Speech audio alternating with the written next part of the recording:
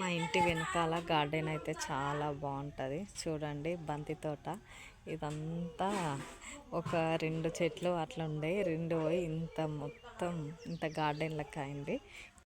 Flowers అయితే చాలా కలర్ఫుల్గానే అవుతున్నాయి. మీకు కూడా కనిపిస్తున్నాయి అనుకుంటున్నా. చూడండి ఒకసారి. ఇంకా మొగ్గలు ఇవి పూలు కాకుండా ఇంకా మొగ్గలు చాలా ఉన్నాయి. ఇంకా అవి కూడా పూస్తాయి ఇవన్నీ అయిపోయిన తర్వాత. ఇవి కనీసం శివరాత్రి వరకు అయినా ఉంటాయి మనకి.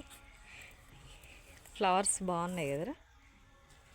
ఇవన్నీ జామ చెట్లు, కానీ కాయలు మాత్రం లేవు. మా ఇంటి వెనకాల అయితే కామన్గా ఎక్కడ పడితే అక్కడ కనిపించేది కరివేపాకు చెట్టు ఇది. ప్లస్ ఇంకా కింద చిన్న చిన్న మొలకలు ఉంటాయి చాలా. ఇంకా అక్కడ కూడా ఉన్నాయి. ఇవి చూపించాలంటే అవి చిన్న చిన్న మొలకలు ఎక్కడ పడితే అక్కడ కనిపిస్తూ ఉంటాయి. నెక్స్ట్ ఇది మనీ ప్లాంట్. చిన్న వేరు ఒకే ఆకు ఉండేది.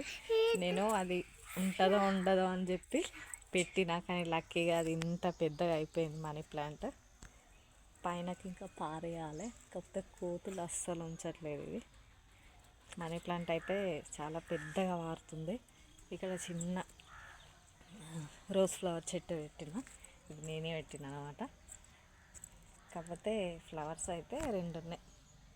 చెట్టు చిన్నగా ఉన్న ఫ్లవర్స్ మాత్రం చెట్టు నిండా వస్తాయి.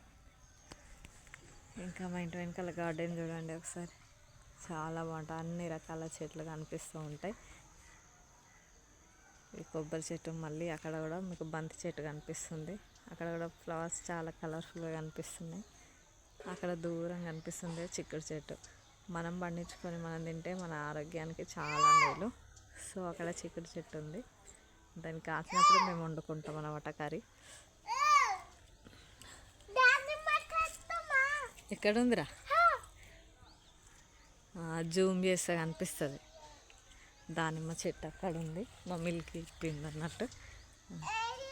చూడండి. అవును, గోడ పక్కకే ఉంది కదా. చూపించిన సైడ్ కూడా 2 కొబ్బరి చెట్లు ఉంటాయి. ఇప్పుడే సన్ రైజ్ వస్తుంది.